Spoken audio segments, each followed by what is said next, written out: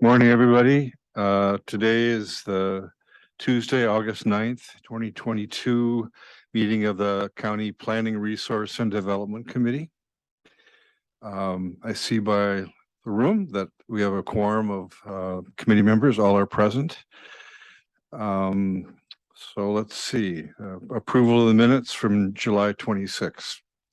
Supervisor Morris moves, Supervisor Bjork seconds. Any corrections or questions? Okay, all in favor of approving the minutes, say aye. Aye. All opposed, say no. Minutes are approved. We're gonna have a public hearing today and there'll be time for public comments during that, but is there anyone here who has a comment about anything else? Okay, all right. So we have no public comment at this point in time. With that, then I will open the public hearing, the petition to establish the Tainter Lake Rehabilitation District. And I'll ask the secretary to read the roll. Supervisor Quinn, Here. Supervisor Kinnear, Here. Supervisor Morehouse, Here. Supervisor Bjork, Here. Supervisor Barrier. Here. Thank you. Let me just give a sort of a legalistic definition of what our purpose is today. Per Wisconsin statutes, chapter 33.21, the County Board of Supervisors may establish a lake district. The County Board of Supervisors have received a petition to establish the Tainter Lake Rehabilitation District. Per Wisconsin statutes, chapter 33.26, within 30 days of receipt of the petition, the county board shall arrange a hearing to be held and appoint a committee to conduct the hearing. The petition was received on July 14th, 2022, and the county board at the July 27th, 22 meeting, appointing the Planning, Resources, and Development Committee to conduct the hearing on August 9th, which is why we're here today. A little bit of housekeeping.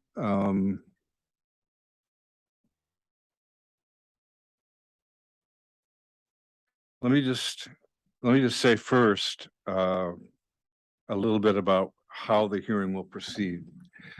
So we're going to have a reading of the public note, a verification of the public notice. We're going to have a staff report that will sort of explain how we got here, what the steps are, where we go, what happens after this hearing. Then we'll ask for there may be questions from the committee at any point in time. Then we'll ask for public testimony, and we'll start with Mr. Bills and Mr. Heimdahl, the two petitioners. Ask them to give a brief explanation of the petition, and then open it up to anyone here from the public who wants to make comments. We're going to ask that, you know, the comments be limited to 3. I don't think we have too many people signed up, so probably 3 to 5 minutes at the most. And there's a red light up there that will try and guide us a little bit. Just so if there's anybody here who wants to speak in the public hearing and hasn't signed up yet, the petition is right there, right? Yeah. So at any point in time, well, if you could sign up now, that'll help facilitate the process. Any questions about that? Yes. Decide somebody else has spoken to what we might want to speak to, who we not speak. Yes. Thank you. Okay. Yeah, of course you can do that. Okay. Thank you. All right. And then we'll close the public hearing. The committee may have some comments or questions. We'll close the public hearing after that. So with that, I will ask the county clerk, let's see, to read the verify the public notice and the postal service notice that was received. Yep. My name is Andrew Bursill. I'm the Dunn County Clerk, and I would just like to review some components of what happened. So, as Supervisor Quinn, Chair Quinn had mentioned, the petition was received on July 14th, and at the county board meeting on July 27th, the Planning Resource Development Committee was the committee chosen which to hold the public hearing at the regularly scheduled hearing today. And so the notice was sent to property owners within the district, as was determined by the 2021 property tax rolls, which is how we determine the property owners. In addition, it was sent in the paper, but in interest of USPS Postal Service concerns that have come around recently, we also tried to make sure that it was sent out via social media. It was included on the What's Happening in Around Menominee Facebook page, the Dunn County Facebook page, in addition to the Tainter Lake Reports and Activities page, I believe is what it's called. And so the notice is as follows. Notice of public hearing, petition to establish the Tainter Lake Rehabilitation District. The Dunn County Planning Resource and Development Committee will hold a public hearing on Tuesday, August 9th at 8:30 a.m. in room 54 of the Dunn County Government Center, 3001 US Highway 12 East in Menominee. Notice is hereby given to the residents of the town of Tainter, town of Sherman, town of Red Cedar, and the town of Menominee that a public hearing will take place regarding the petition submitted to the Dunn County Clerk on forming the Tainter Lake Rehabilitation District, a lake district.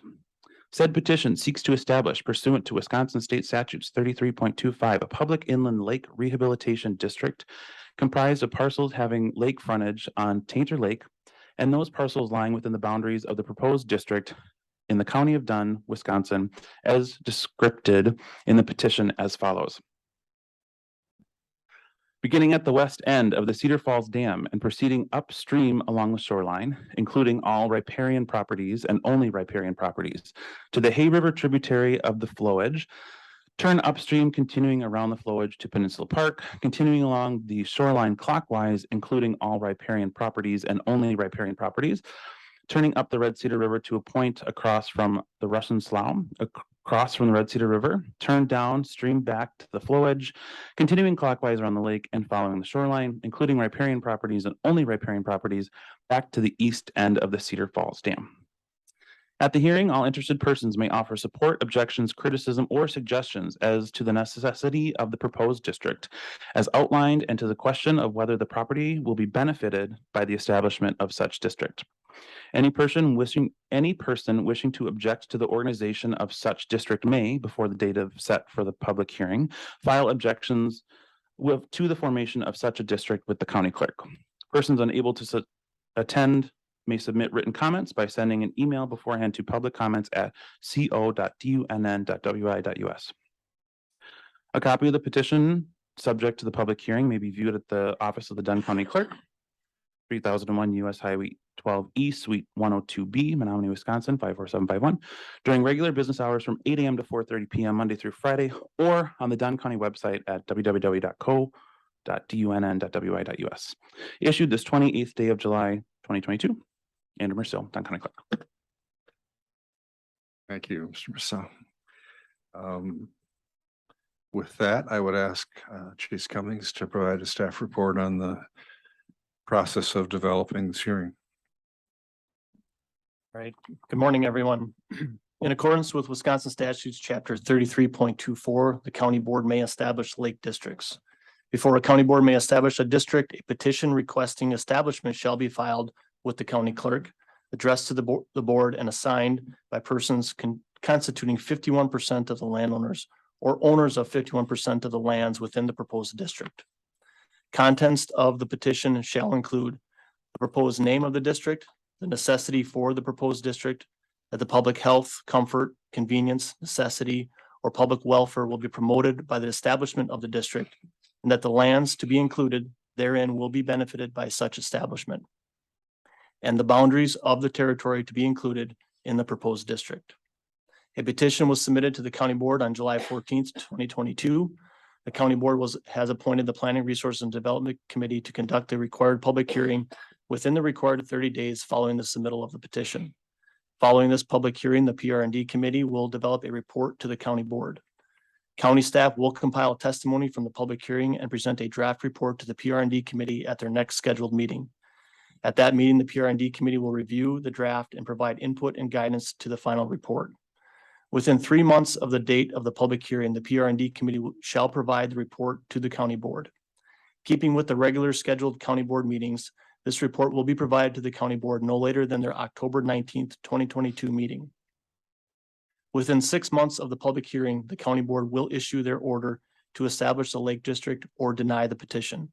Keeping with the regular scheduled county board meetings, this decision will occur no later than their January 18th, 2023 meeting. If the county board finds, after consideration of the PRND committee's report and any other evidence submitted to the board, that the petition is signed by the requisite owners of property in the proposed district, that the proposed district is necessary, that the public health, comfort, convenience, necessity, or public welfare will be promoted by the establishment of the district, and that the property to be included in the district will be benefited by the establishment of the proposed district, the board, by order, shall declare the district organized and give it a corporate name by which it shall be known and establish the boundaries of the Lake District. If approved by the county board, the district shall be a body corporate with the powers of municipal corporation in accordance with Wisconsin statutes, chapter 33. Any person aggrieved by the action of the county board may petition the circuit court for judicial review.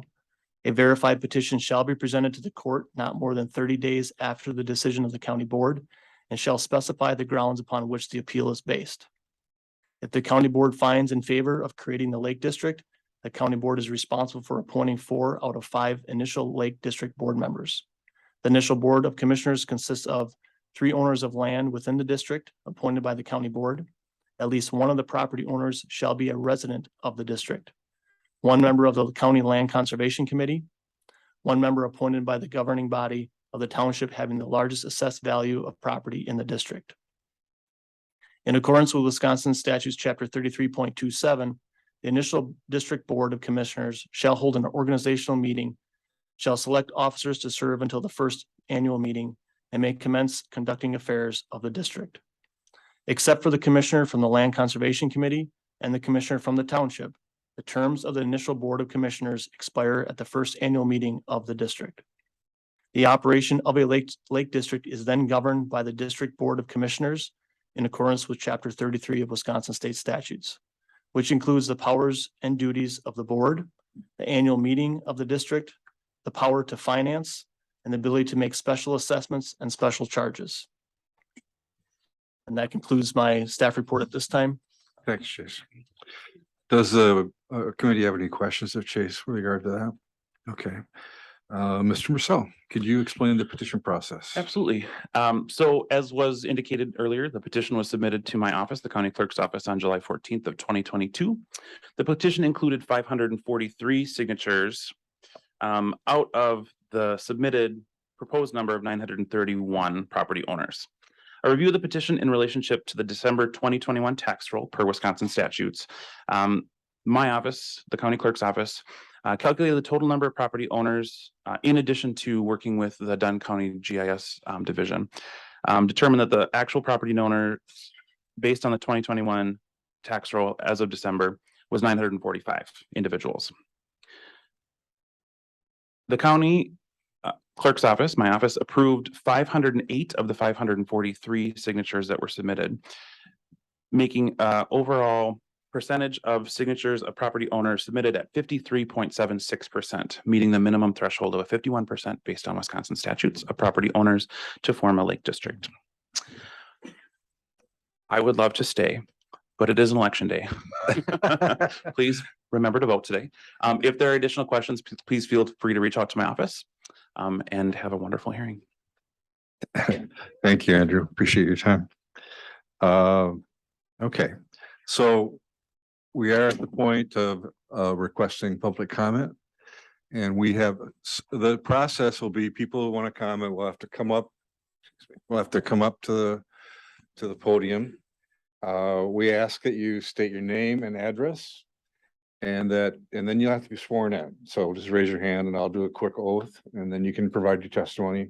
Again, if we could keep it to 3 to 5 minutes, that would be, that's what we'll keep it to if we can.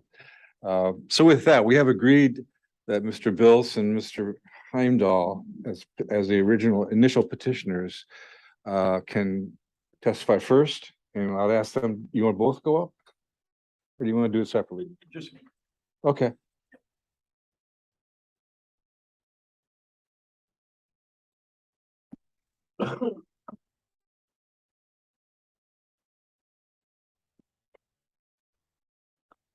Name and address.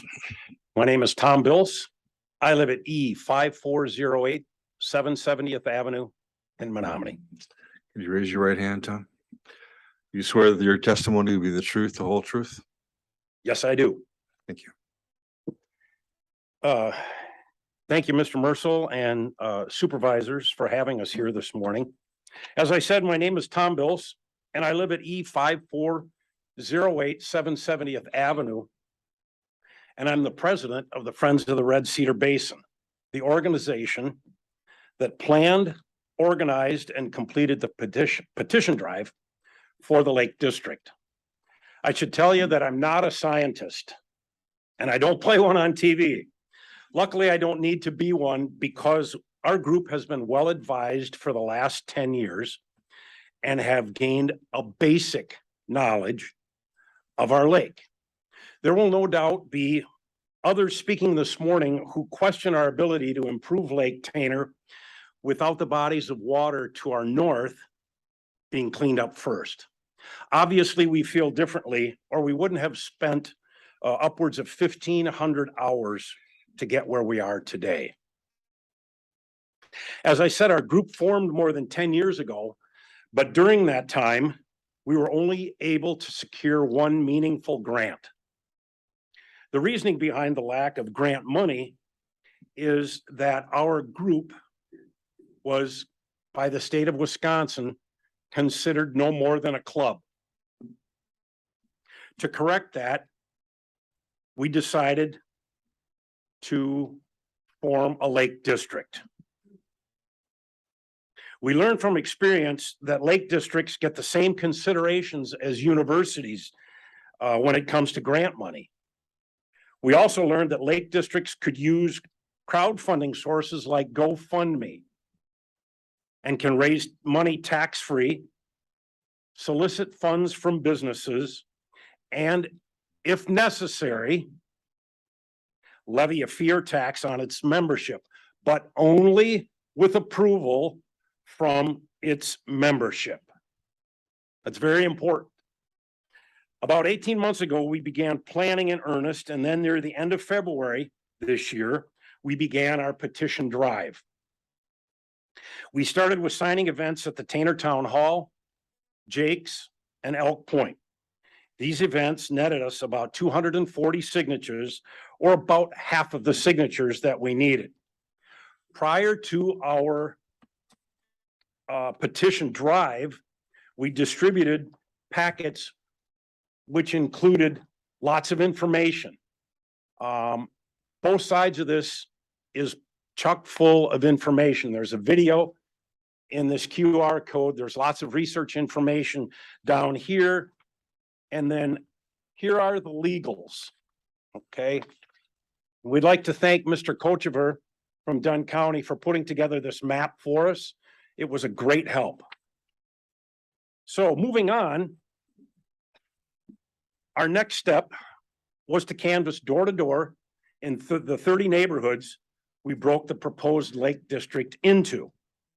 This effort garnered about another 300 signatures. In July, we turned our petition book into the county with just over 540 signatures. The county audited our petitions and the final approved count came up to 508 signatures. And I need to say, we do not dispute that number of 508. Per state law, only signatures whose properties were on the 2021 tax rolls could be counted. We went the extra mile. We talked to even the new homeowners that were not on the 21 tax rolls. These extra 40 signatures, even though they cannot be counted officially by the county, they do show that our proposed lake district has plenty of support. Our team of volunteers enjoyed talking with lake residents and discussing the strategies to move forward. So what's next? The Friends of the Red Cedar Basin have collected the required number of signatures. And as such, we ask the leadership of Dunn County to approve our petition without delay. once again, I'd like to take this opportunity to thank the supervisors for their time this morning. Any questions? Does the committee have any questions, Mr. Rose? Yes, Monica. Thanks. I have a few questions.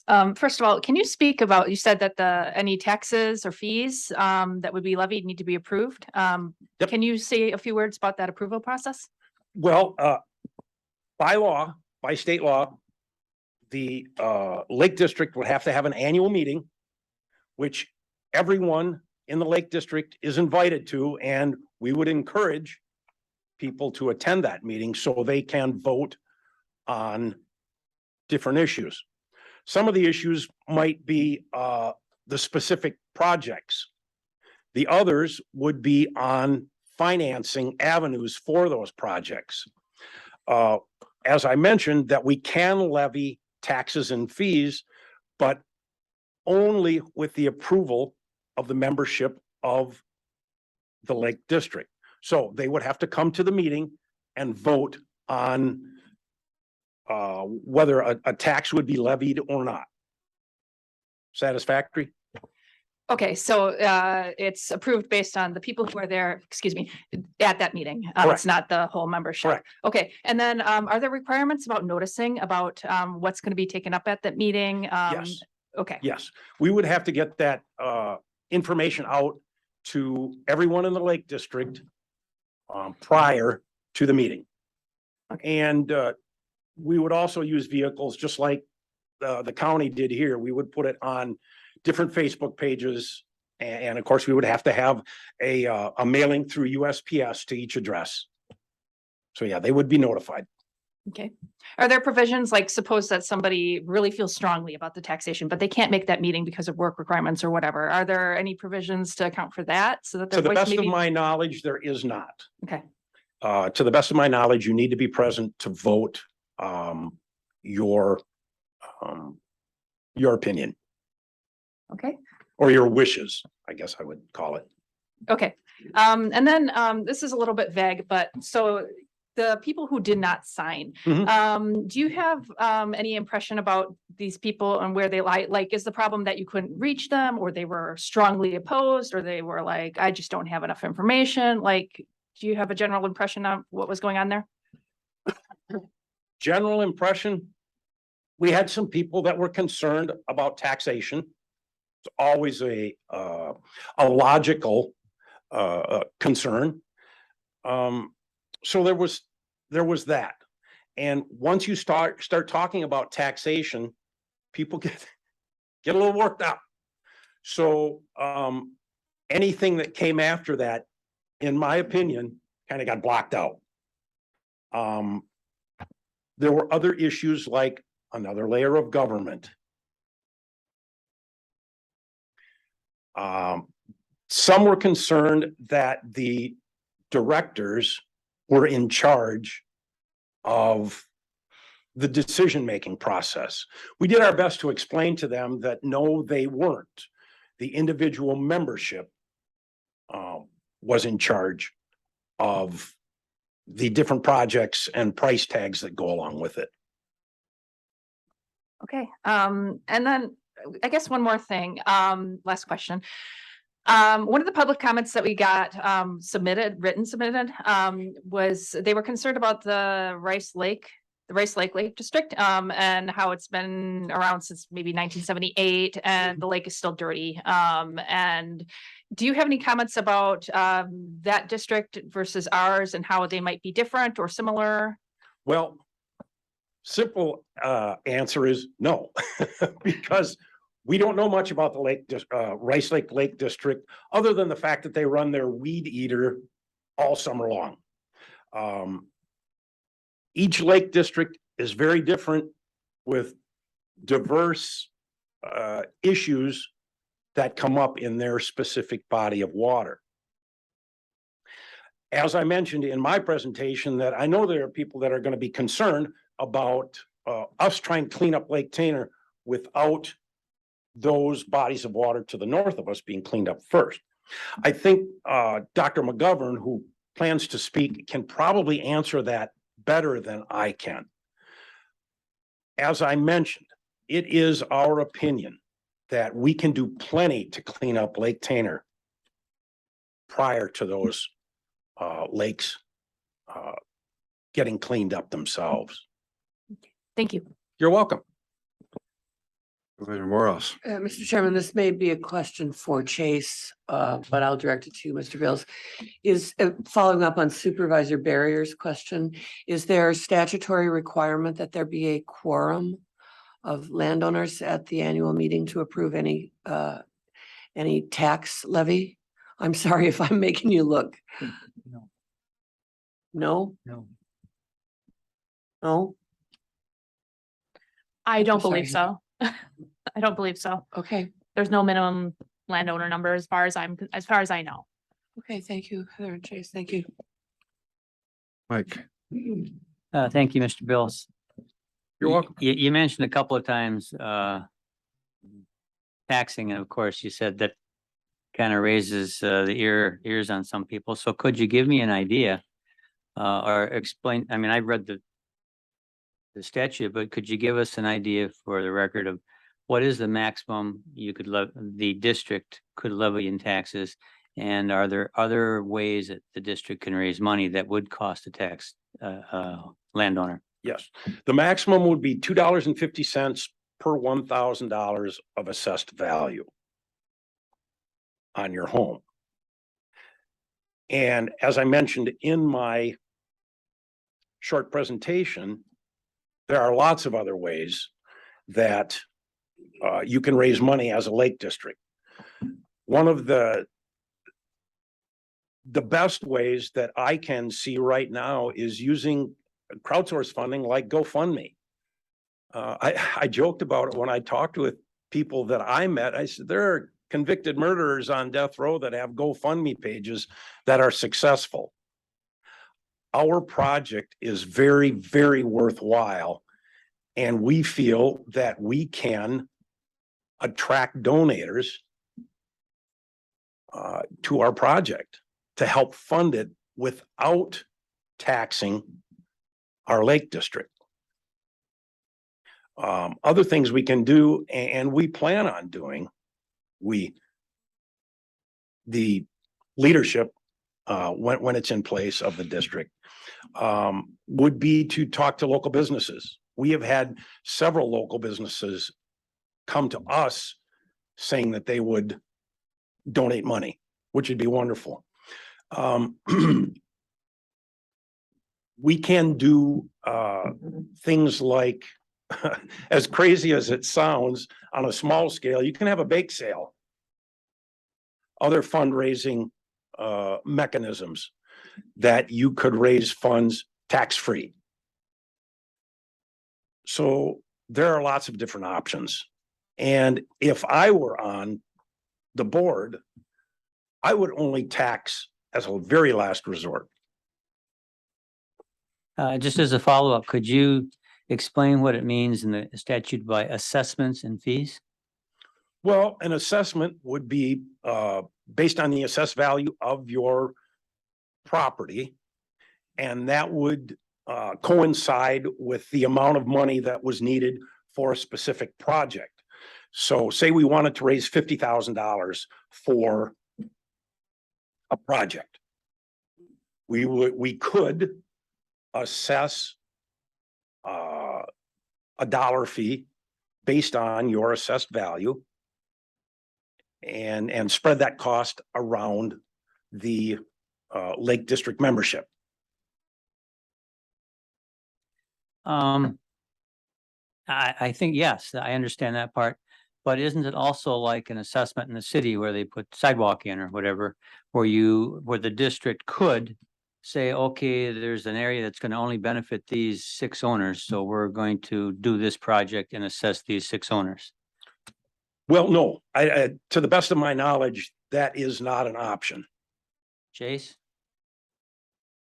I don't believe it is either. I think it's a selection by the entire district for projects. I think you need to reread it. Okay. But, The important part of that, though, is that the entire Lake District would have to approve it. We would have to have more than 51% of the approval on any project for it to move forward. Of the people at the annual meeting. Pardon me? Each annual meeting is when the, anything would be approved Correct, by the people at the meeting. correct. Okay.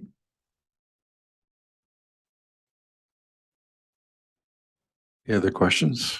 I do have one, and this maybe perhaps can be addressed also in the follow-up staff report, but I'm wondering about the relationship between the projects that are chosen by the district and say the governing statutes of the resource by, say, the DNR. I mean, do you know the experience of lake associations in working with the DNR or county conservation to review projects or get approval for projects that might require it? Well, number one, lake districts. Just a correction of your Oh, I'm sorry. terminology there. Yeah, That's you're right. that's okay. Lake districts would have to follow law based on the DNR. And the second part of your question, Mr. Quinn? Supervisor Quinn? If you know of any examples of lake districts that have collaborated, how, in what way they have worked with the DNR, let's say, to on a project. None specifically, but if you think about it, pretty much all of the projects that are to be completed would have to be approved by the DNR. Okay. All right. Any other questions? Thanks, Tom. Appreciate your testimony. You're welcome. Thank you. We may have follow-up questions, but that's all for now. What I'll do next then is ask, we had a number of written comments that came in prior to the meeting. And I'll just ask Mr. Cummings to please read those for us.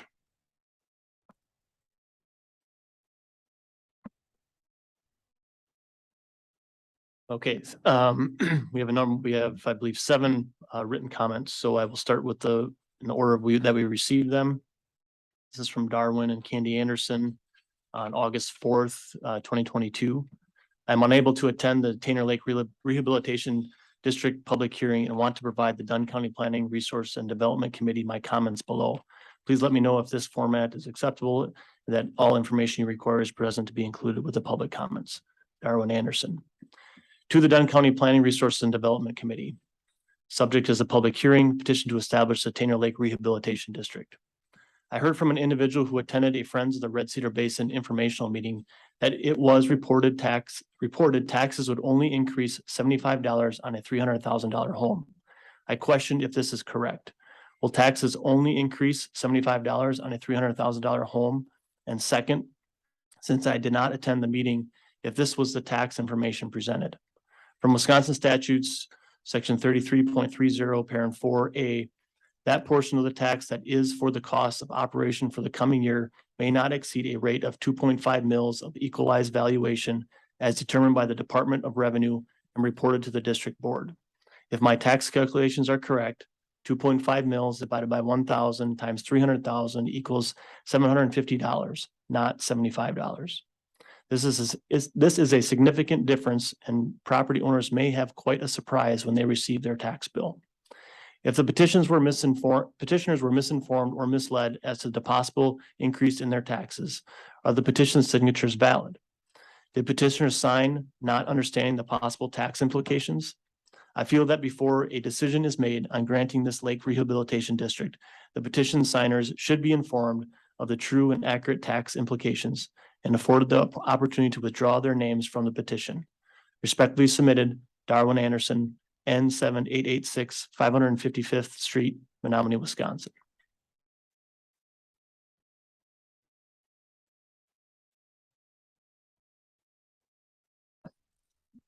I need some water before this one. The next is received August 4th, 2022 from Tim and Kay Stanton, N8814 590th Street in Colfax, Wisconsin. To the members of the Dunn County Planning Resources and Development Committee. Thank you for this opportunity to comment on efforts to form the Tainer Lake Rehabilitation District. We own 2 properties within the proposed district boundaries. We wish Tanner Lake was cleaner, and we would be able to afford a modest increase in property taxes to pay for cleanup efforts. However, we are opposed to formation of the district and appreciate the opportunity to explain our position.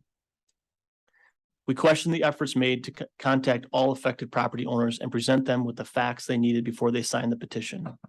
Materials submitted to the Dunn County Board of Supervisors indicate that information packets were hung on the flags of every mailbox in the proposed district. Not all property owners reside in the proposed district. We own 2 Lake Tanner properties, but live outside of the proposed district. 2 of our lake neighbors also live outside of the proposed district. We found out about the effort to form the district by stopping our car along the road and reading the flyer hanging on the mailbox in front of a seasonal cottage. We then told our lake neighbors about the petition drive. People who have second homes on the lake may or may not have found out about the petition drive until long after the only informational meeting was held. There was only one informational meeting to provide a chance to hear an explanation of what a district is, what it can and cannot do, what organizers hope to achieve, and what objections audience members raised. An unknown number of property owners were not given equal opportunity to come to a factually based decision on the value of forming a lake district. After the initial public signing opportunities, volunteers went door to door to contact property owners who had not signed. Our experience with the volunteers was that while they were sincere, they knew very little about what a lake district can and cannot do and what the financial ramifications of suggested lake district activities might be. We submit that many property owners were not afforded an opportunity to learn all the needed in order to come to an informed opinion on the proposed formation of the district. We question the promises made in the promotional flyer that introduced the proposal to form the Lake District. A copy of the flyer was attached to mailboxes, was included in the informational packet presented to Dunn County supervisors. We quote from the flyer: "As we all anticipate boating, fishing, and swimming, are you frustrated as you also dread the lake turning green again? Tired of making excuses for our lake? We all do it. We all make excuses and just accept that during the best summer weather, our lake is a disgusting mess. Stop it. Let's work together and do something about it." Our first task was water quality. The green needs to go. Our advisor, Dr. Scott Mcgovern, has suggested proven methods that have not been used on Tanner Lake, such as biomanipulation to rebalance the fish and aquatic plant populations that will curb formation of cyanobacteria or blue-green algae. Following the initial effort, other areas of concern are sedimentation, public use areas, safety regulations, etc. Everyone would agree that the green needs to go. The wording on the flyer might lead people to believe that the district will, in fact, be able to make the green disappear. However, further contact with Dr. Scott Mcgovern, see a copy of an email string attached to this document, suggests that what the district will actually be able to do is try experimental methods of addressing concerns over water quality in the lake. If the methods were proven effective on other shallow impoundment lakes similar in size and nature to Lake Tanner, surely organizers would have been able to provide the names of those lakes. Surely the methods would even now be used on lakes in the Red Cedar watershed. To the benefit of Lake Tanner, the methods are experimental. They are not proven. The few lakes Dr. Mcgovern and others mentioned as success stories are not similar to Lake Tanner and show limited success with methods that must be repeated, perhaps every year. Further, the organizers did not fully explain that biomanipulation would severely affect fishing opportunities in the lake, at least for a short time. From our reading, biomanipulation involves chemically decreasing populations of carp as well as crappies and bluegills, while introducing walleye and pike. Since Lake Tanner is actually a river, bad fish will be entering the water system all the time. Whatever biomanipulation of the fish population takes place will have to be repeated frequently, and some as of yet unknown barrier will have to be placed across both rivers entering the lake in an effort to keep all upstream fish from entering the lake. How many people would have signed a petition that was introduced with more honest phrasing? We want to form a lake district and increase your property taxes so we can try experimental methods that may or may not make the water cleaner. Probably would not have received as much support. We question whether or not organizers were upfront in discussions of potential cost. When the question of how much property owners within the proposed district would be expected to pay for efforts to clean up the lake, organizers said two things. They could not estimate the cost since no plan had actually been formed, and members of the district would have the opportunity to vote for a budget at annual meetings and therefore would have control over how much their property taxes fees would increase.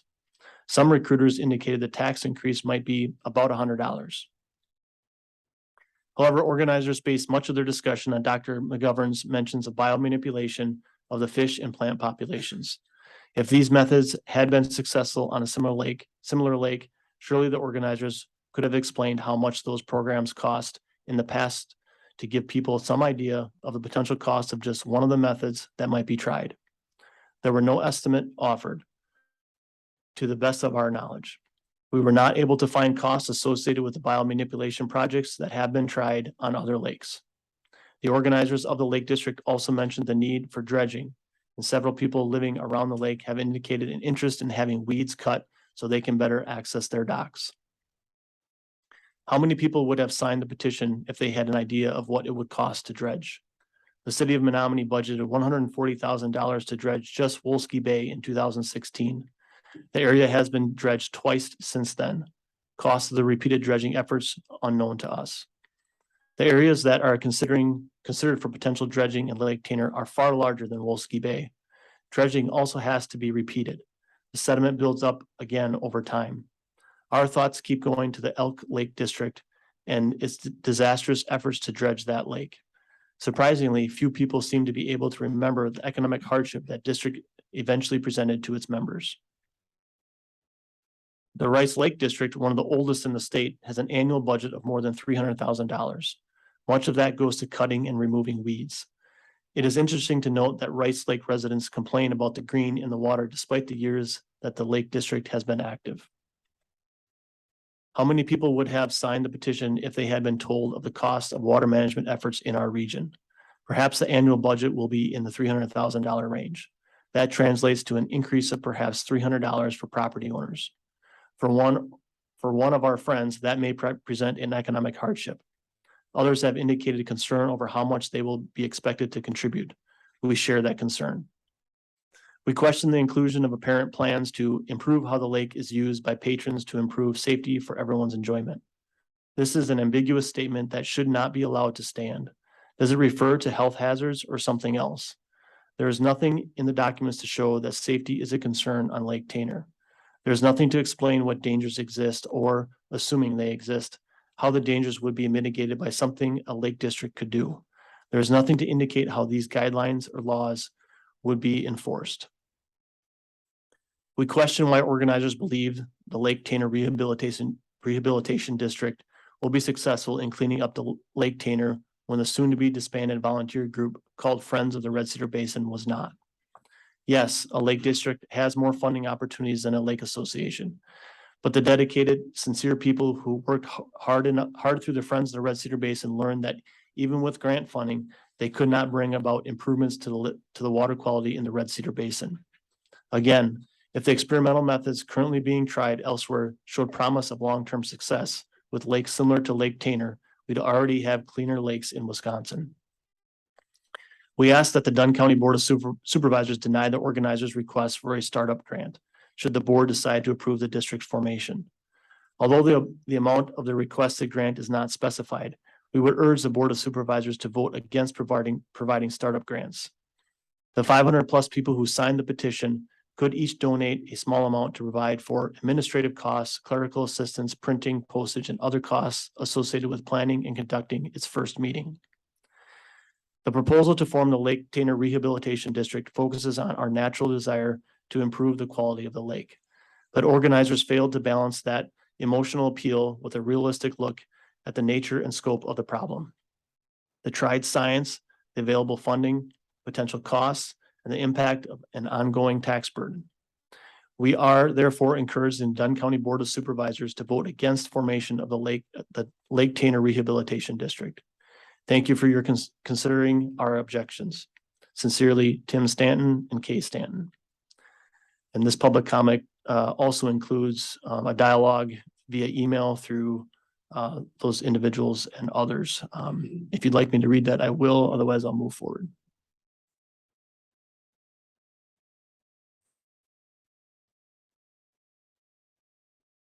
Okay, next public comment was received Monday, August 8th from Kim Schreiber. August 9 meeting, I am not able to attend. I have a question. Doesn't this project cost resident more? Isn't this a health state issue for the whole water system? In all the years I have lived here, I never hear what the solution to fix water system is. Shouldn't state funding be used? Sounds like state has surplus of tax dollars. Fixing water system is benefit for all, not just those who live by it. Okay, and then we have.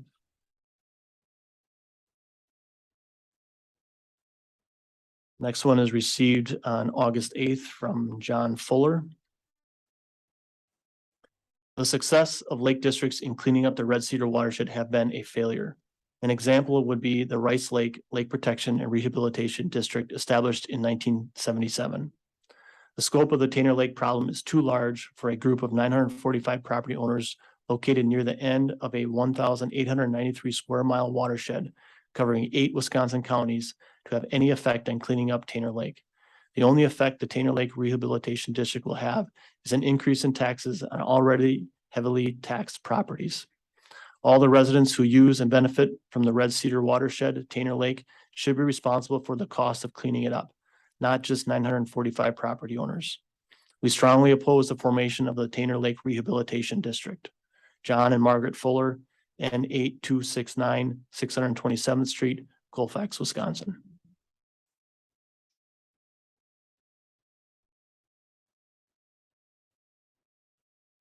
The next was received on August 8th from Scott Jasper.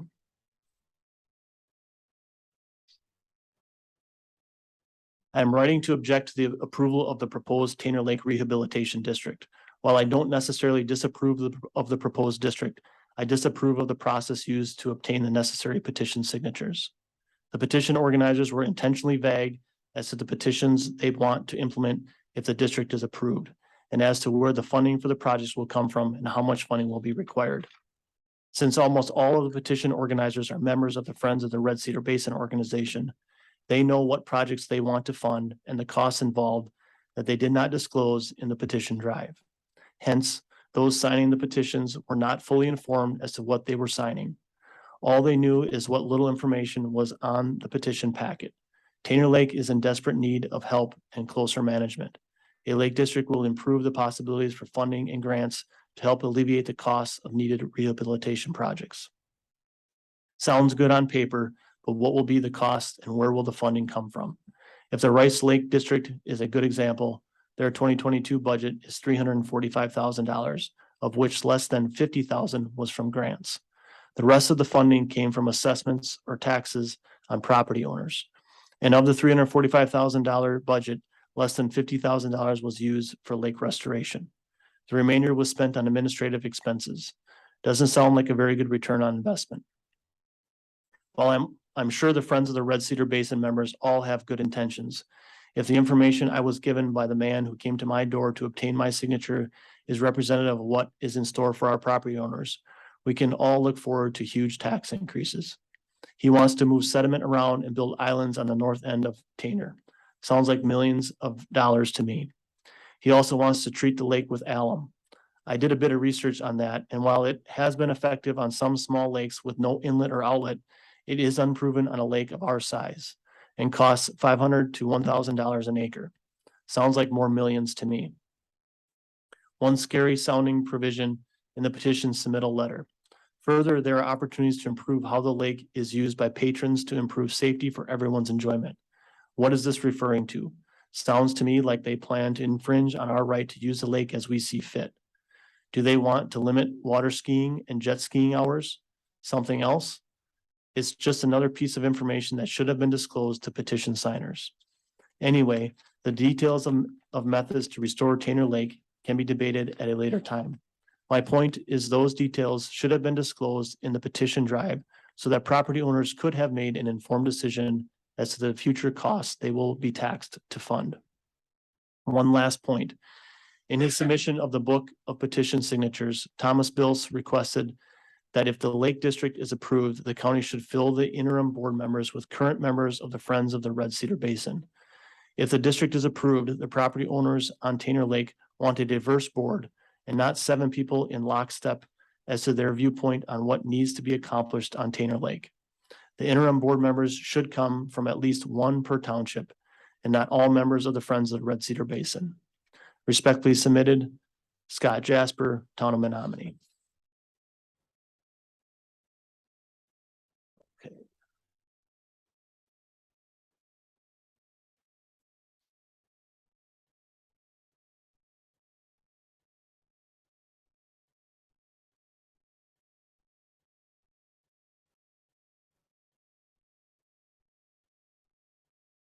All right, the next one was received on August 9th this morning at 8:06.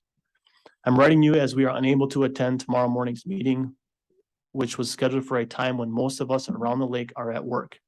Here are our questions and concerns. Hopefully we will get some resolution. We are against the Lake District as it seems like an overreach, especially after looking at their budget. According to notes from this summer, 51% of the people vote this lake LD in.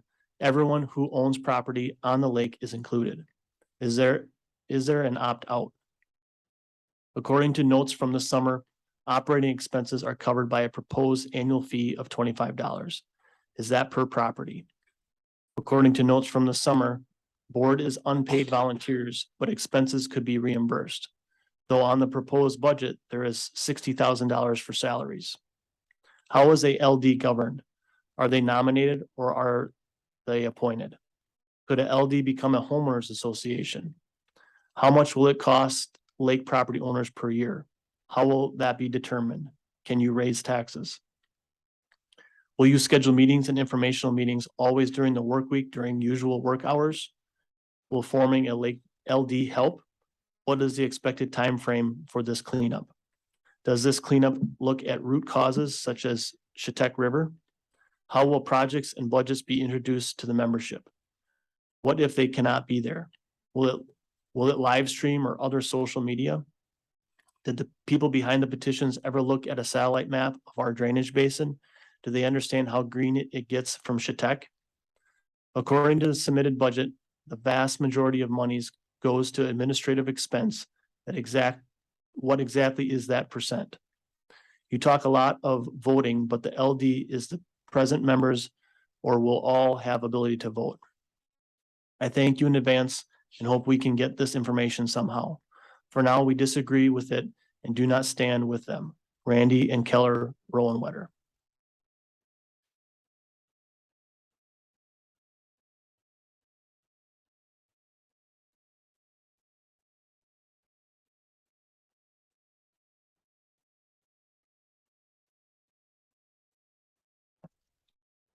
Okay, the next one was received this morning at 8:22. Good morning. We are composing this email to support the proposed Lake District on Tainer Lake as we are not able to attend the meeting for public comment. As riparians, we must invest in the man-made resource of Tainer Lake. Seeing the actions of other lake districts such as Lake Altoona's consistent dredging or Rice Lake's weed harvesting provides a great example of what can be done by a driven lake district. The Lake District will be an avenue to solicit grant money to help invest in the highly used resource of Tainer Lake. Waterfront property owners may pay property taxes that reflect waterfront home values. However, there seems to be a very limited reinvestment from the county or the township into Tainer Lake. It's not exclusively waterfront property owners that utilize Tainer Lake for recreational purposes. Ultimately, establishment of a lake district is essential to help improve and maintain Tainer Lake. In closing, we are attaching a photo of the horrific blue algae mat currently present on Upper Tainer Lake. This situation is forcing multiple residents, including small children, to stay in their air-conditioned homes for days on end due to the horrific smell and inability to use their property. This could easily be rectified with weed harvesting equipment. As a resident of Upper Tainer Lake for the past 10 years, we have watched a drastic decline in water quality. The massive amounts of sediment and excessive weed growth are creating a breeding ground for blue-green algae and a major health concern that didn't exist in the area just 5 years ago. We appreciate the efforts of the group attempting to establish the Lake District and hope they can continue to move forward. Thank you for your consideration and helping to ensure the future of Tanner Lake. Adam and Carly Mux. And this is the picture. I think.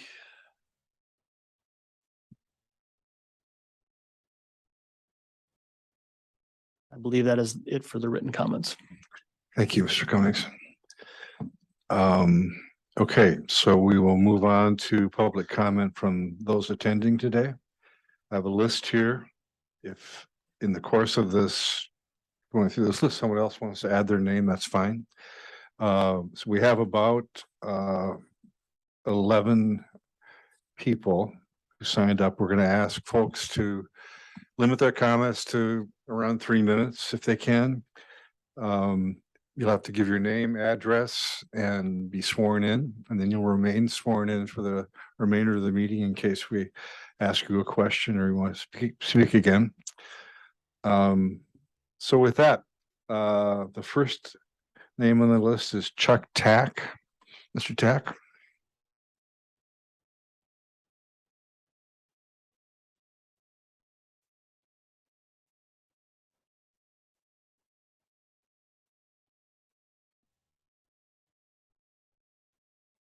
Name and address. My name is Chuck Tack. I live at E 6171 819th Avenue in Colfax. You swear that your testimony today will be the truth, the whole truth, and nothing but the truth? I do. Thank you. My name is Chuck Tack. I'm your water tester on Tanner Lake. I have been for 3 years. And every 8 days, I go out there on my little 14-foot Lund boat and take water clarity figures and water temperature figures. And then one day at the end of June, July, and August, I take water samples, send them into the lab, DNR lab in Madison, and wait for the results. And I think you know what comes back and what's posted on the results. High levels of phosphorus and high levels of chlorophyll A, which contribute to the greening of the lake. I also have kept a spreadsheet, an Excel spreadsheet since 2018 on what the water looks like in our bay and at my dock, or if I'm out fishing. And I can tell you that we made a little bit of progress in 2019, 2020, and last year went the wrong way. So I am not an expert on Tanner Lake. I think I know a little bit, but from what I've heard on the letters and what I know, there's only one expert here, and that's the guy in the blue shirt back there. And his name is Dr. Scott Mcgovern. And I knew we'd get bashed a little bit. So I printed out Scott's resume, and he doesn't even know I did this. But he has a PhD, MS in biology, a BS in biology and broad field science. And that's what this is all about. The lake, it's all biology and how to clean it up. He's written some articles. January 2015, phosphorus legacy areas in the Red Cedar River. Cyanobacteria, blue-green algae, toxicity and lake management techniques, October 2014. Methods of lake restoration and cyanobacterial control. Water quality in urban environments. Chemical control of cyanobacteria. Red Cedar Basin Conference. 2012. So I'm going to ask you to hang on to your opinions until you hear from Scott, until you hear from the real deal, the only expert in this room. If you want to ask me any questions about what I do or the technicalities of the water tests, I'd be glad to answer, Chairman. Thank you very much. Could I pass this around? This is Scott's Sure. resume. Yep.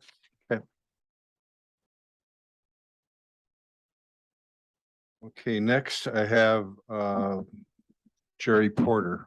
Thank you. Good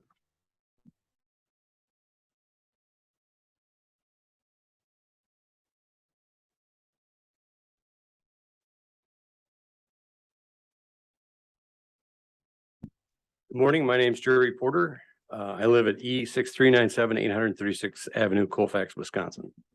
I swear to injure. Do you swear that your testimony today will be the truth, the whole truth, and nothing but the truth? I do. Thank you. I'll be brief. I wanted to express my opinion today to not support the Lake District due to my belief that the Lake District will not benefit the district members.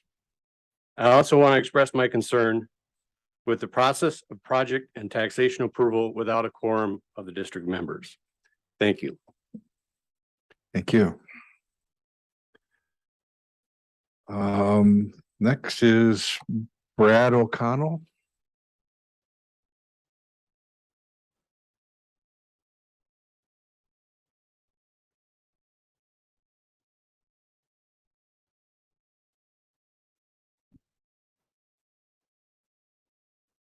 My name is Brad O'Connell, E 5334 732nd Street, Menominee, Wisconsin. Do you swear that your testimony will be the truth, nothing but the truth, and the whole truth? I do. I have 3 points to make. First of all, I'm opposed to the Lake District, and I'll give you 3 reasons why. One is because tax increases without changes in assessed value do not help us in the long run. Secondly, if we do not address the northern part of the water body we're talking about and what's happening up there, what we do here is minimal at best. And thirdly, a specific example. I'm a retired manufacturing executive. I have extensive experience in project management. And the project I'd like to speak to is this fish sticks project, which allowed people to cut trees down from the lakeshore into the water. If anyone would like to see what kind of a poor process this was, please call me and I will be glad to show you what it looks like in the lake. Last winter, we heard some noises out on our lake with the ice on, and went out there and I encountered snowmobilers that were cutting down some of the trees that had been just literally dumped in the lake. And I was not unhappy to see them doing some work, but they only did so much. They came back in the spring and wanted to drive a large piece of equipment, and they were going to pull out what was left. And I said, no, my yard won't take it. I appreciate your effort, but my yard won't take it. These weren't children. These were adults my age or somewhat younger. But if anyone would like to see the project skills and the lack of follow-up that this group possesses, please contact me and I will be glad to show you exactly what I'm referring to. Thank you. Thank you, Mr. O'Connell. Next is Cindy O'Connell. Cindy's gonna pass because I already spoke. Okay. Then we have Joanna Vellner.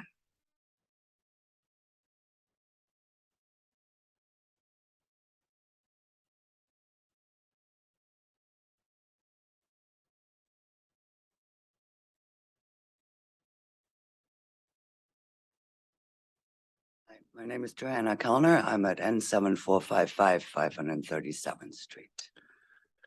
Do you swear your testimony will be the truth, the whole truth, and nothing but the truth?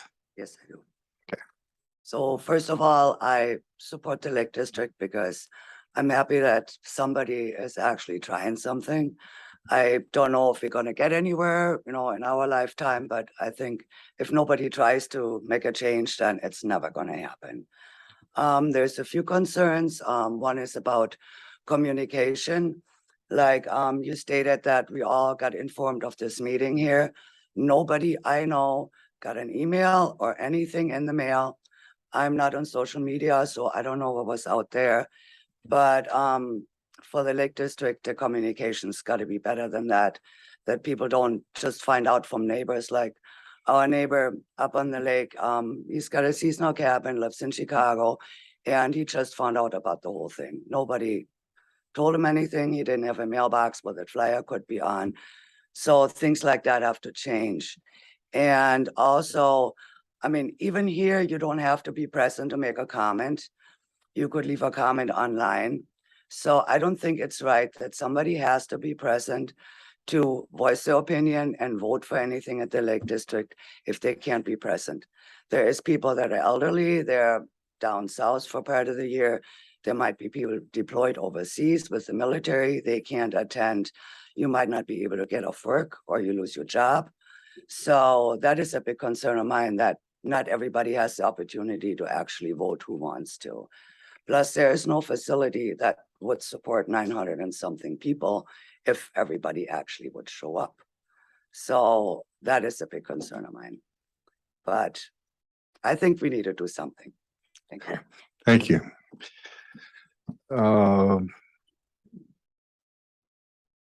Dick Lamers.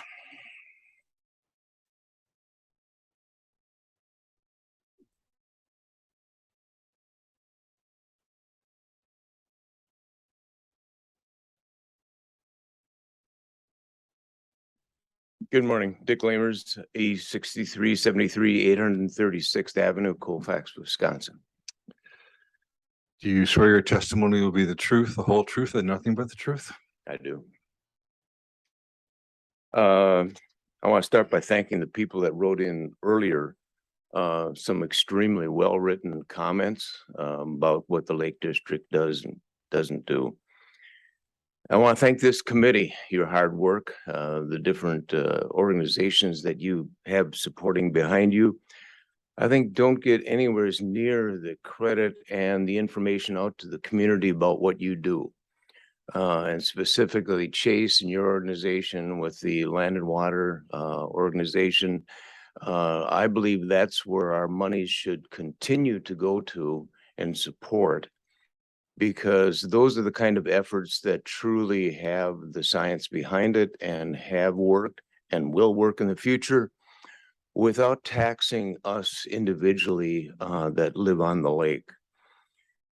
I think the proposal is wrong for Dunn County, wrong for the health and economy of our community, and this would take us away from a path that is working now. The only testing that I know that not everybody, that the majority of people that are looking at this problem follow is the DNR testing of the dam of Menominee, where it's done every quarter, and it has shown a leveling of that level of phosphorus and a very slight reduction in that, and they've been testing it for over 30 years. So that tells me that we are gaining ground, we are making improvements, but it's going to come, as people have already said, from the waters north of us. If you don't stop that phosphorus from coming in on the soils that contains phosphorus on every particle, nothing you do in Tanner-Menominee will help this process. Our state DNR annually lists Tanner and Menominee lakes as being highly polluted with blue-green algae. Normally, I would appreciate any group working on water, but I can't follow the direction of this group and this activity because it is short-term, short-sighted, and will not impact the root cause, and that is the phosphorus coming down into our waters.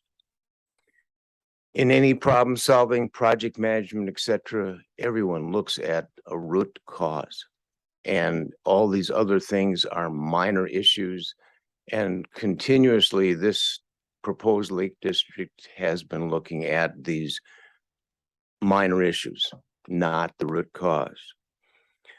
As I said, the money could be better spent on existing organizations in Dunn County and upstream in Barron County. When we talk about what this impact will help, it's more than the 941 people living on that lake. We look at the health because other people use those waters, and we look at the economy because other people use those waters. And that's where we have to really look forward to enlarge our impact and our awareness of water in total. As many people have said in written comments prior to me, I feel the organization was not transparent when soliciting signatures for this petition. Unsolicited, I have heard of 3 people. That's a small number, but if that's an indication of more, we ought to look at it. That said, they weren't told they could be taxed by the Lake District. One was actually told the government will pay for it. Well, that's in some part way true, but if we are the government, yes, we will be taxed at a greater rate and we will pay for those projects. So I'm asking that the committee require the organization to throw out their collected signatures and start over. And require this be done only after a media effort approved by this committee is mailed to all residents impacted by this proposal. This proposal that I got in my mailbox did not have postage on it. I've talked to the postmaster in Menominee. He'd like me to file a complaint.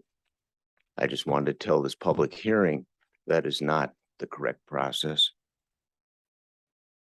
But if this is not a legal option,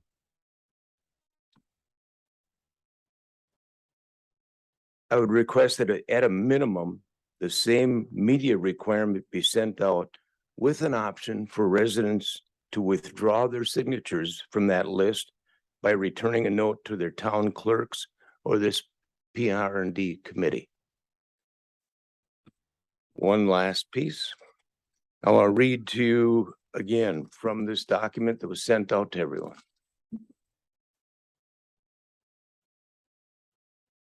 Number 4, why is a Lake District right for us? A Lake District has autonomy. The word autonomy, the freedom to make these choices from local and state government agencies and can choose its own projects and how much it spends. Also, we can use methods not used by government agencies. The state addresses pollution and runoff issues, but a dangerous, sometimes toxic cyanobacteria problem remains. To me, I read that and I say, they're not going to pay attention to governmental agencies. They're not going to work with them. They're going to go off on their own channels and continue these short-term projects that do not have a final result. On blue-green algae that some people showed pictures, I've probably got 1,000 pictures I can show you. Please do not support this, and I would ask that you have them start over with transparency in this process. Thank you. Thank you. Next is Scott Mcgovern.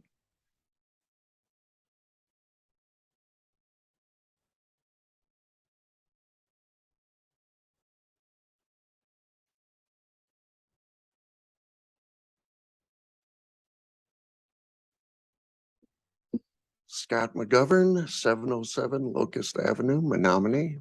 Do you swear your testimony to be the truth, nothing but the truth and the whole truth? I do. Well, the first thing I would like to say is I believe that lake districts empower people, and I'm for that. It's a democratic process. Anything that could have been suggested has to be approved by the people that live within the Lake District. Even though I'm an advocate for biomanipulation that is on page 211 of this textbook, they would have to first hear about it.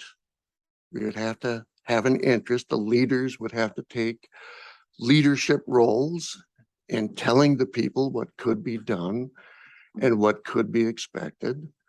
And they would have to decide, because they would have the empowerment to do that, being a lake district. They could decide on doing this project. Now, I have read over 1,000 articles, this being an example, where we have problems with probably every method that we're going to point out, agricultural runoff mitigation being one of them. There's an article by Andrew Sharpley in the 1990s. He was an advocate for ag runoff projects. What he says, during the last decade, it has become apparent that many of the water-based conservation programs have failed to deliver improvements in water quality within timescales predicted by watershed managers and scientists.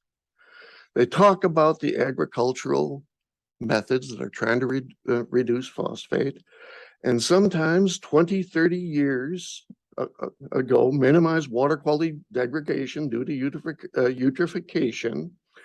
In trying to understand the apparent lack of water quality response, questions have been asked about the effectiveness of the conservation measures. Well, there's problems with all. To tell you the truth, I searched trying to find a success story. And there is EPA TMDL success stories. You can open that website up, hit Wisconsin, and you'll see 6 lines. Now, our problem is nutrients and green in our lake. There are 6 different water bodies listed. They claim that there's 9 water bodies within these TMDL projects. There's only 1 lake that is off the impaired list. That's Bass Lake in Marinette County. That lake had 490 micrograms of phosphate per liter of water. We have in Tainter, well, the TMDL says 150 micrograms per liter. Well, they did an alum treatment as well as a lot of agriculture mitigation techniques, and they took it off the impaired list. The literature is suggesting do a variety, be as comprehensive as you can, and work with government organizations as much as you can. And if you're concerned about taxes and you're referring to Rice Lake, the people in that lake district had to agree to what they have. And that's the way it will be with this one. There were no budget proposals because there really has to be a lake district before you can have a budget, before you can have the approvals. All of these things would have to be decided by the people within that lake district. As far as successes and the things that I call biomanipulation, here is an article with about 25 success stories. Biomanipulation can work with agricultural runoff mitigation. It can work with a variety of other things. If we are fortunate enough to get a phosphate reduction up north, that is excellent. But our issue is cyanobacteria. Are you familiar with Lake Muskoma in New Hampshire? They had a cluster of Lou Gehrig's disease. They didn't know why. They investigated it, finally found a cyanobacteria toxin in the air. And that is their biggest suspect right now for that public health issue. Anything that we can do to reduce the cyanobacteria now and in the future is worthwhile doing for the public's health. And there are plenty of techniques that are described in this book. Restoration and management of lakes and reservoirs. Well, we are in an impoundment. This is a book by Cook, and there are several editions, and there are many, many things that can be done. And that's why I was so excited to hear about a lake district being a possibility for Tainter Lake, because these things will be open to the people in that lake district. The ability to try things, hear what could be done, hear about the budgets, and then finally decide whether through taxation or they have the option of saying, well, if you want to do this, we're for it, but get the funding from grants or somewhere else. The people have the ability to decide these things, and that's what I want for these people. Anybody living around a lake with this problem should have options. The Lake District gives a lot more options. And the people decide what's going to be done, how it's going to be funded. Why wouldn't everyone be for it? And that's all I have to say. Thank you. Let's see. Ed LaVenture.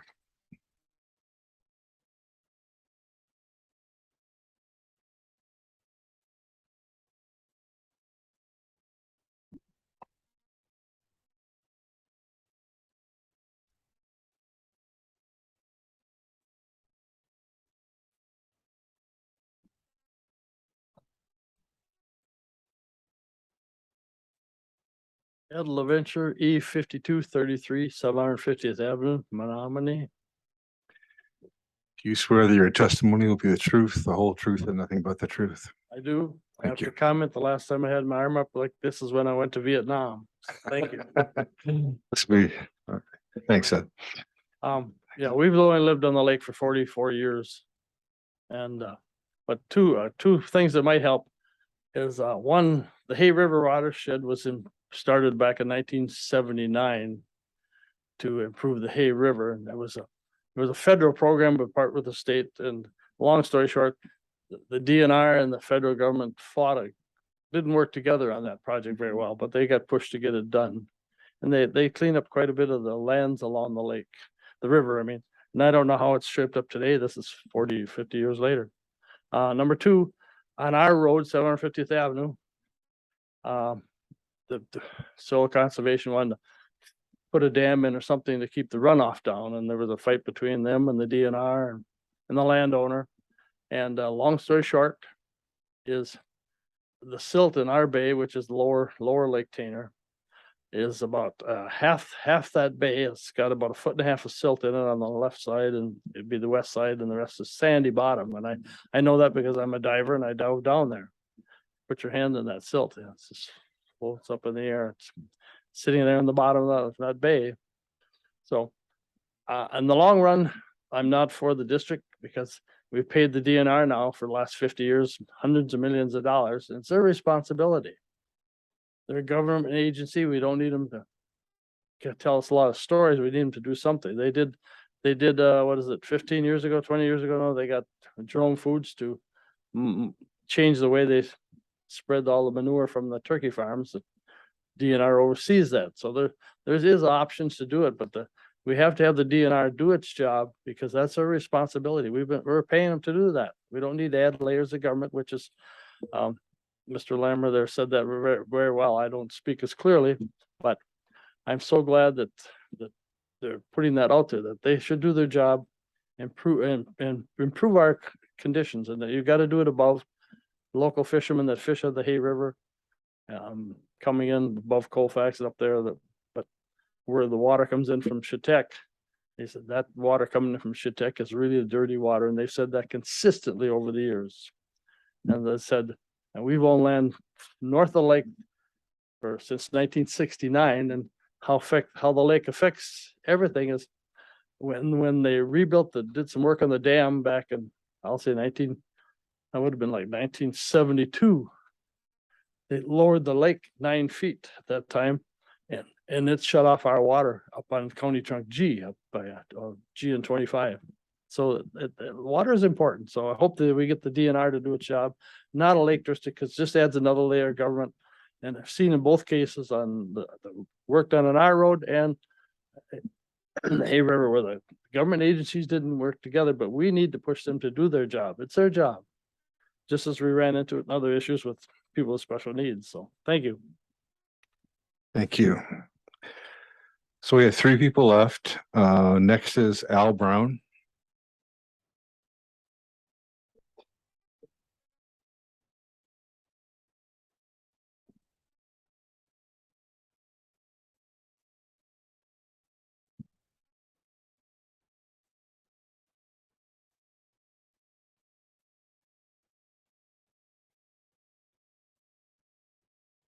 My name's Al Brown.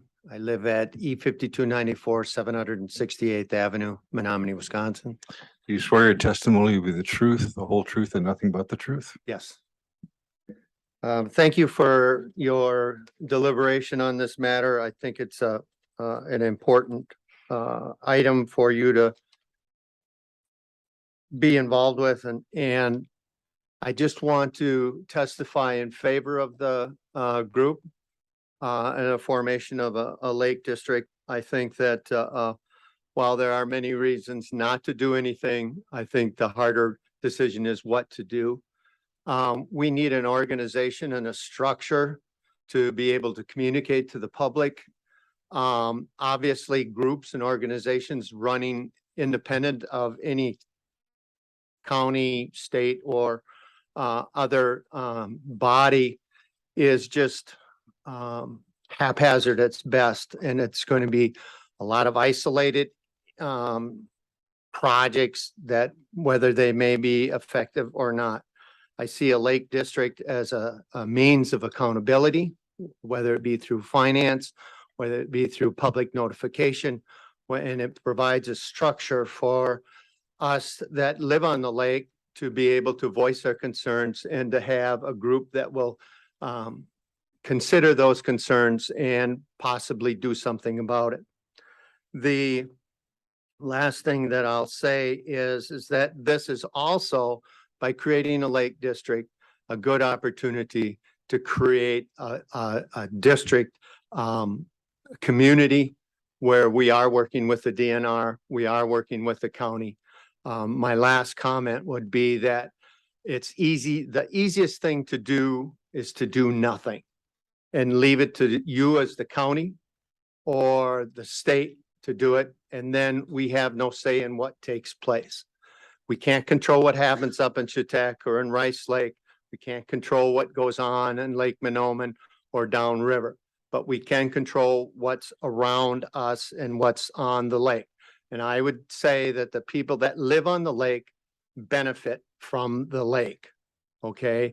We aren't a tourist destination. Nobody comes to Tanner Lake to spend 3 weeks of vacation from Minneapolis unless they own property. And you can count the boats on Monday morning. And I do, because I have my coffee every morning. There's only 1 or 2 out there at best. So it's the people that live on the lake. And I would say that from my standpoint, and the reason why I'm for this is that I'm tired of waiting around for somebody else to do something. And I think it's our responsibility. We benefit from the views and the use of of that resource. And I think it's incumbent upon us to clean it up and do the best we can. Thank you very much for your consideration. Thank you. Next is Matt Loma.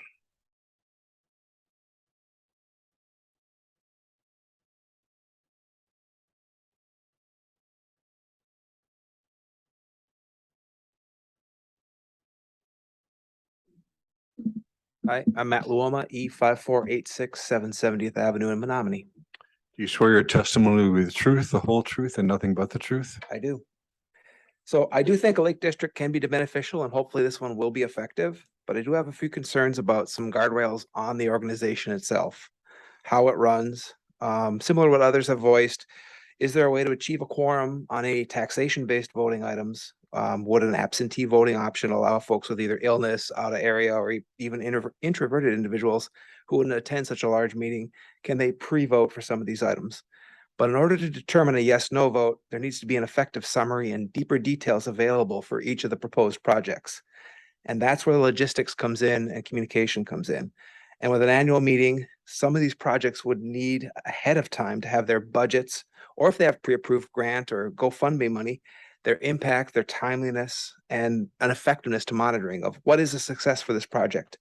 So things like biomanipulation, I think have a good chance, a good option, but they'll require some time.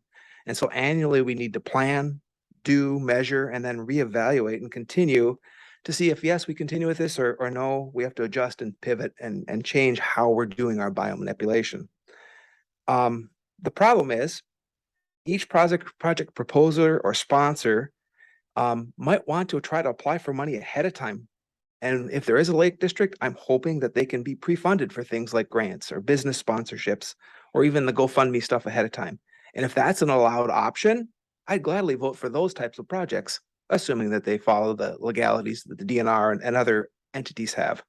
But each tax funded project, while it might add incremental increases, requires some accurate budgeting and a lot of homework ahead of time. And so the last concern I had was, if a project is supported by the Lake District, would it need a project manager? And would that be someone who's a volunteer, or do we have to annually budget in someone who'd be like a paid position to be the project manager to handle all that homework ahead of time on the projects? Thank you. Thank you. The last person I have on the list is Pete Heimdahl.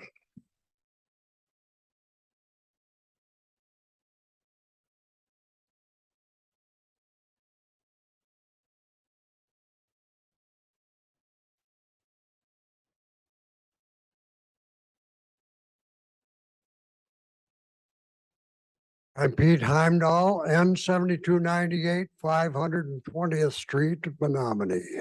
That's on the lake.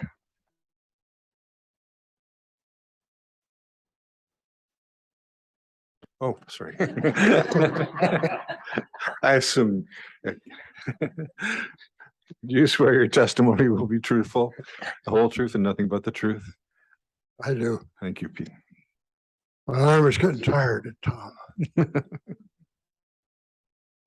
I am a member of the board of the Friends of the Red Cedar Basin, this much maligned group from this morning.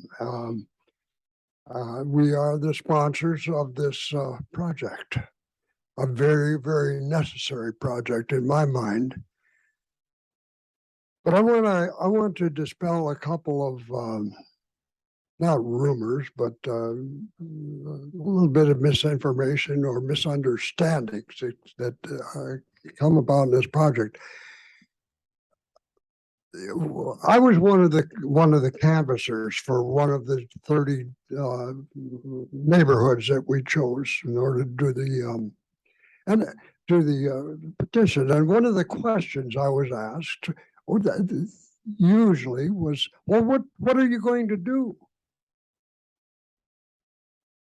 What are your plans? You don't have any plans.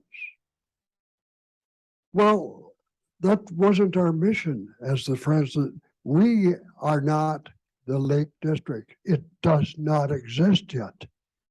Our objective as an organization was to attempt to establish a Lake District. That's it. We all have opinions on what we would do if we were on the board, and those we could express as individuals in the annual meetings or quarterly meetings when they're open. But all we are trying to do now is establish an organization which has accountability, resources, and responsibilities to the lake residents. And if I could model what Al Brown just said, I would do it. And I would spread that around the lake and let everybody understand what we're trying to do. We need an organization. Now, people accuse us of trying to, of having these mysterious plans to take care of the lake. No, we just want to get the organization going.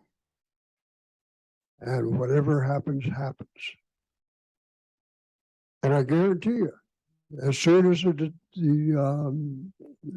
county makes its decision, one way or another, the Friends of the Red Cedar Basin will no longer exist, because failing, there's nothing else we can do. Succeeding, there's nothing we need to do. The organization will be there. Thank you very much. Thank you. So that's the last of the public comments that I have on the list. Oh, yeah, sure. Sure.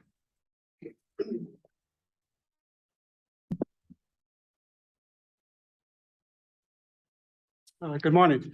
My name is Michael Ide. I live at E 5474 784th Avenue in Menominee. You swear your testimony will be the truth, the whole truth, and nothing but the truth. I do. My wife and I have owned a house on Tanner Lake about 8 years. And we bought the house in May. So I looked at the lake and the house in early spring and bought the house. And as you might suspect, about July or August, we kind of thought, you know, what have we gotten into? The lake was pretty poor at that time and thought, oh, it's kind of bad, but in the fall it cleans up a little bit and I like to fish and mostly fish in the spring and fall, like most of you maybe. We pay attention to the news and try to hear about the lake and what's being done. And we've heard about studies being approved to study the cause of the lake problems. And we heard about some stout group that did a study and thought that if the lake was cleaned up, it'd be so many more $1 million of tourist business for Menominee. So we've heard a lot of studies and things saying if this was done, it'd be so much beneficial. But we've not heard of anything being done. So all these years, we never hear of something being done to fix the lake. We just hear about studies and people that say, yeah, well, if the lake was better, it would be so much more money for the area and so on. So we're sick of hearing about nothing being done. So we're very excited that if this lake district gets formed, something can be done. And I do believe that things can be done to improve the lake. I do think that funding can be found from other businesses and other sources so that it won't be all the tax burden of me and all of you that live on the lake. And I would just encourage the committee to approve this. And I do think that it would be a good thing for the lake and very beneficial in the long run. And I appreciate the time and thank you for listening. Thank you. Is there anyone else who to speak? Thanks. Great. Does the committee have any questions of follow-up questions? Let's see. Does the committee have any statements they would like to make to enter into the record at this point in time? Mr. Chair, I just have a question. So how will this go forward? Will we discuss this as a committee? Does it go to the staff and they come back with a draft? Right. I'll let Chase describe it. Yeah. Okay, so how will how will you know? What That the is, committee thinks? that's the next step here. So, After we close the hearing? no, we can do it now. It's fine. Good. Go ahead. Okay. How we anticipate this to work would be, staff, Heather, myself, and our office will compile information that we heard today as part of the testimony and other questions that have been asked. We'll try to find answers to many of them that we can. We will present a draft report to this committee at the next meeting of this committee. And then it'll be, we will ask for your input and guidance on how that report, you would like to see that report be finalized. We will then go back, finalize the report as you get based on your direction, bring it back to you at the subsequent meeting, likely the first meeting in September. And then that will be prepared in time for your report to the full county board by the required timeline. So there'll be an opportunity for this body to discuss this further, for us to, as staff, to gather more information, help answer any questions that were unanswered, and also to compile the testimony that was given today. So just if I'm not mistaken, this would, as we go through the process in committee, it would go before the county board, probably at their. At the latest that it could occur to meet with statutory timelines would be October, their regularly scheduled October 19th meeting. Okay. Unless for some reason there's a special meeting held, then we could go up to, I think, November 9th. So. Okay. And then they have to make a decision within 6 months, I think, right? Within 6 months of today. So that would, at a regularly scheduled meeting would be that January 18th, 2023 would be the last. That's the far out deadline. Yeah. And I'd note that before each of our meetings, there is always a public comment period. And we're pretty open about letting that period be, you know, as sort of accessible as possible to dialogue and discussion. And the county board will have a public comment hearing before they act on it too. Are there any things that the committee feels like they want to sort of ask staff to address? We've already raised some of them, I think, but in particular in the report they bring back to us? Can I kind of finish up on my thought as Oh, far sure. as Yeah, when? I'm sorry, Mike. Yeah. So when we speak about this at future meetings, this is just, this public hearing information is just one way we've gathered information. We Right. may discuss other information that Chase brings back and so forth. Right, we will. And there will be an opportunity for public testimony, public comment prior to each of our meetings. If people want to address that, the public wants to address that, we welcome that. So the point being that there will be multiple opportunities for review and discussion before the final decisions are made. I think you got a lot of stuff to think about. I guess I am interested in the potential for Lake Association to act in partnership with the county or with the DNR. So if in your research you could look at that a little bit, if there are any examples of that, that would be helpful. Anyone else? Dan? I'm sorry, I think I got in the queue ahead of Supervisor Bjork, who had his. Yeah, are you okay? All right. Oh, I'm sorry. I'm kidding. One of the things, excuse me, that I'd like staff to look into, and I think it needn't be extensive, but I would like to see some synthesis of data on other existing lake districts. How they are, what they're doing, how they're funded, levels of success.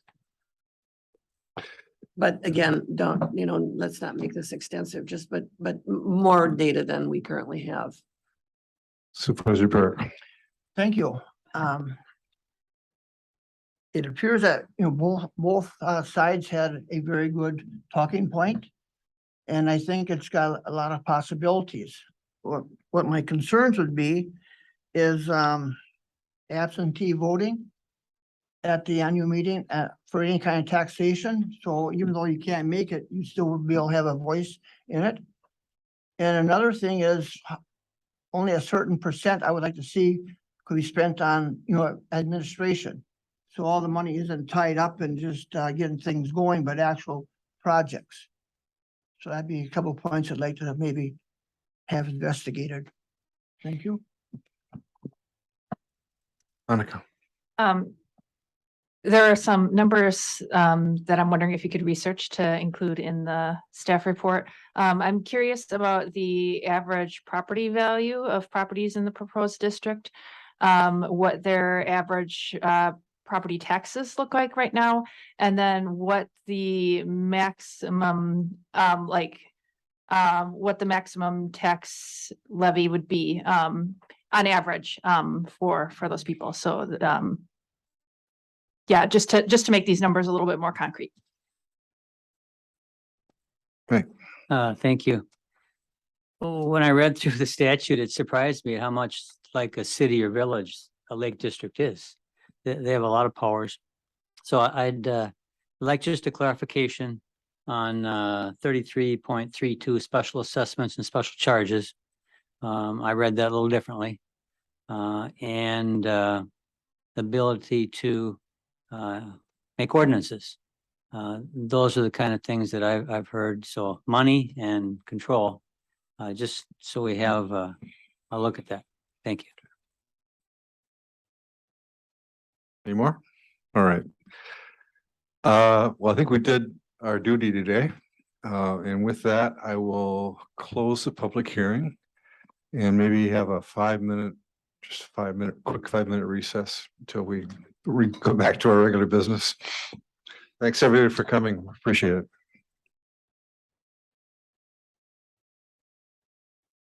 Yeah.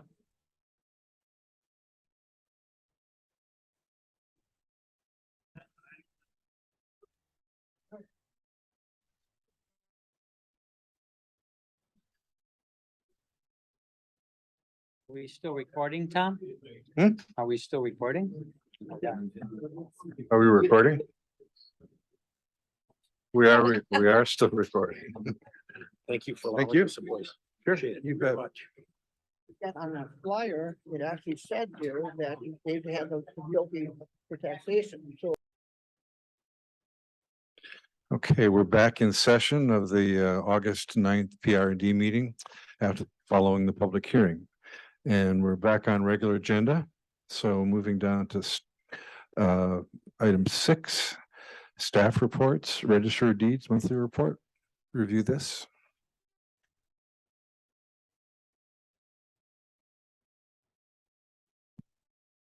Good morning. I guess I don't have anything to add unless there's questions. Any questions?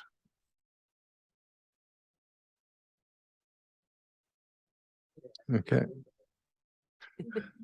She came in a little late, but still. I was in and out. Yeah, unavoidable. I'm sorry about that. Any questions, Heather? Good job. Yeah, Thank you. I'm proud of you. Okay. Division reports. Mr. Carlson. Good morning, everyone. I don't have anything to add unless there's a specific question. Any questions? Okay. Mr. Chairman, may I? Yeah. No, I don't have any questions, but you get a gold star for helping to lay out the Veterans Memorial. That sort of wasn't in your job description, and I think it made a big difference. So thank you, Tom. Thank you. It was something different from our normal work routine. Yeah, So glad to help. I agree. Planning and zoning. And any observations or? I just had one thing to add. So I didn't put the statistics for a lot of the other permit applications and things that we've processed because they're a little bit, the recording process for those isn't updated, but we are kind of working on getting more of those numbers in the future, and I'd like to include those in future staff reports. So I'll be trying to do that. Any questions? Chair? Yeah. No, I'll hold. Thank you. I'm sorry. Okay. Land and water conservation.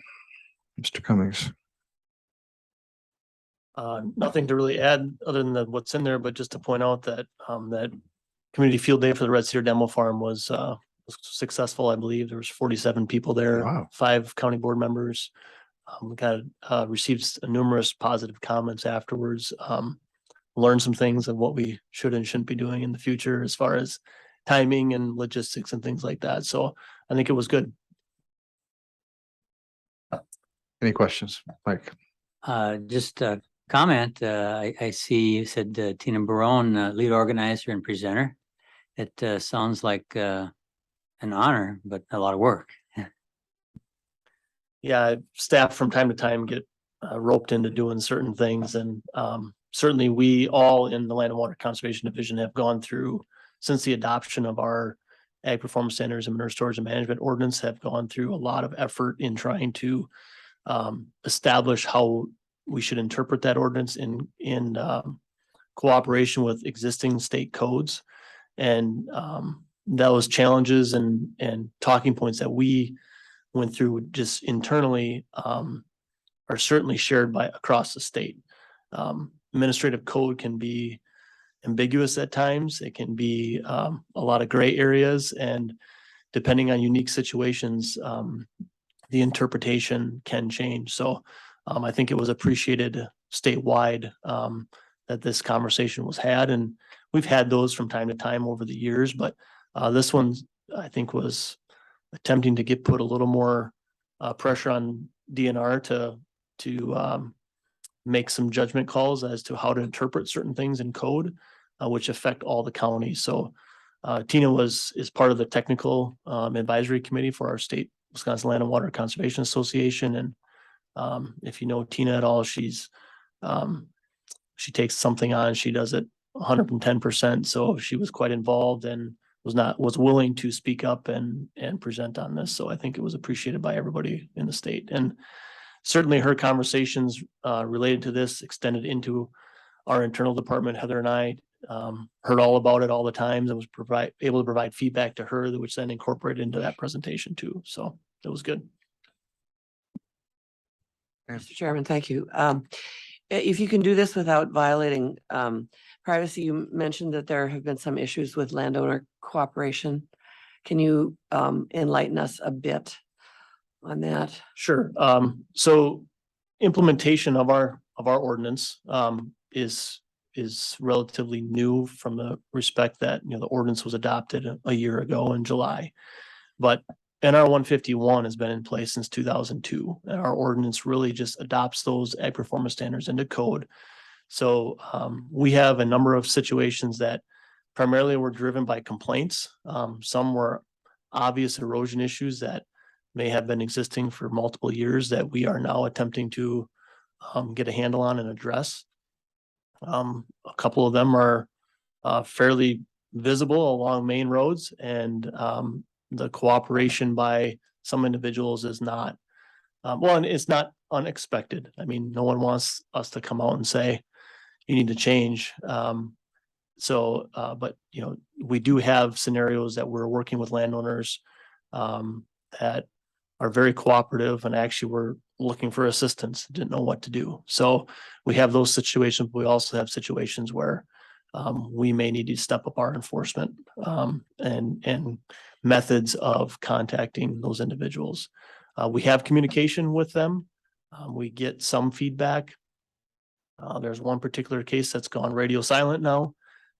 We are in cooperation with DNR, so companion letters are being sent along with our letters. So there may be a point in time where those specific issues will come back before this committee, and we will talk about them specifically and get your input and guidance as to how you'd like to proceed. Yeah, that was the root of the question. Thank you, Chase. Anyone else? Okay.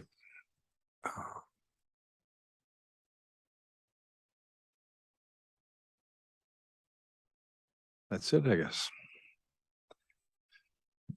Any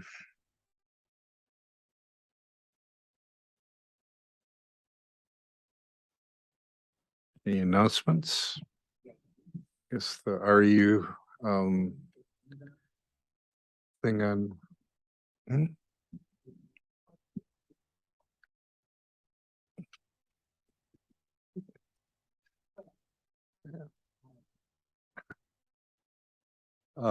So I guess tomorrow at 5 p.m. at the Thursday. Thursday. You're right. Okay. Is the RU presentation at the Raw Deal? Always fun. Anything else?